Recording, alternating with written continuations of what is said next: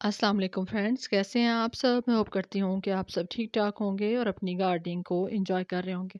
Friends, आज की जो वीडियो है उसके अंदर हार्वेस्टिंग शेयर कर रही हूँ अपने सब्ज़ धनिये की, कोरिएंडर की। तो वो किस तरीके से है वो भी आप लोगों के साथ शेयर कर रही हूँ और साथ-साथ जो है वो ये देखिए ये इस बास्केट के अंदर मैं ये सारी हार्वेस्टिंग करूँगी और उसके साथ-साथ वो टिप्स भी शेयर करूँगी कि आप इतनी अच्छा भरा हुआ पूरा पॉट जो है वो सब्ज़ धनिये का किस तरीके से अपने गार्डन में पा सकते हैं।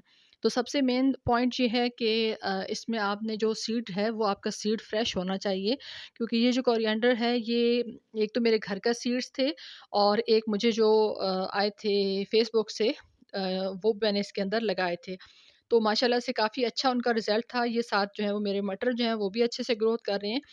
और उसके अलावा फ्रेश सीड्स के अलावा जो दूसरी मेन चीज़ है वो ये है कि आपने अपने जो सॉइल मीडिया है वो किस तरह का बनाया है। अच्छी रिच फर्टिलाइज़ सॉइल जो है वो इसके लिए बहुत ज़रूरी है। आपके पास जो भी अवेलेबल फर्टिलाइज़र हो आप इसके अंदर ऐड कर सकते हैं। मेरे पास गॉट मैन्योर था, मैंने वो ऐड किया। अगर आपके पास काऊ डंक हो, वर्मी कंपोस्ट हो, किचन वेस्ट की कंपोस्ट हो, तो आप ये ऐड कर सकते हैं अपनी सॉइल को अच्छा बनाने के लिए।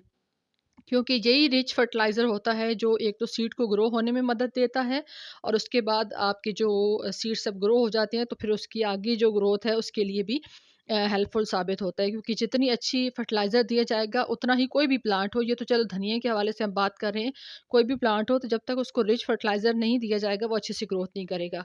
उसके अलावा जिस पॉट में आप लगा रहे हैं वो भी मैटर करता है। ये देखिए ये बड़ा टैंकी है, उसके 2 पार्ट मैंने किए थे, उस पे भी मैंने वीडियो बनाई थी।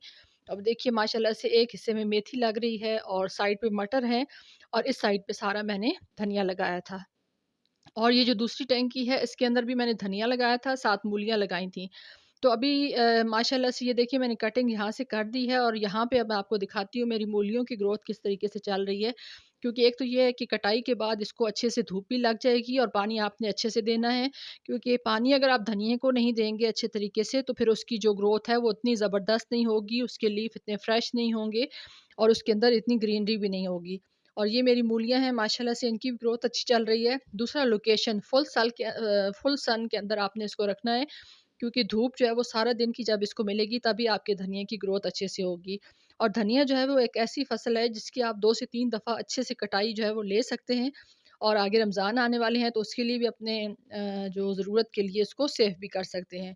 तो ये माशाल्लाह से देखिए इतना ढेर सारा मैंने इसके अंदर जो है वो धनिया हार्वेस्ट किया है। अब इसको जो है मैं आगे सेव कर लूँगी और रमज़ान आने वाले हैं तो उसके लिए भी ये काम आएगा। तो आई होप कि ये वीडियो आपके लिए हेल्पफुल साबित होगी। वीडियो अच्छी लगी हो तो प्लीज़ लाइक, शेयर और सब्सक्राइब कर दीजिएगा।